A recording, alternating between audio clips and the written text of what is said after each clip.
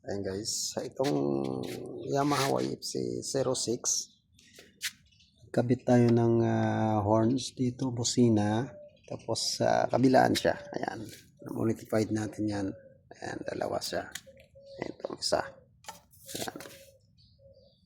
Ayan. Ay magagamit natin yan kapag sa desert tayo, kapag nawalan tayo, nagbulaho tayo at namatayan at may battery tayo. Pwede natin gamitin yan ng hingi tayo ng rescue. Ayan. Isa rin yan ng nakakatulong. Ayan. Dalawang horns. Ayan. Napakalakas yan. Dadaan yan sarili. Ito. Ayan. Ayan. Itong isa. Ayan. Tiba yan. Ayan. Naka-bracket.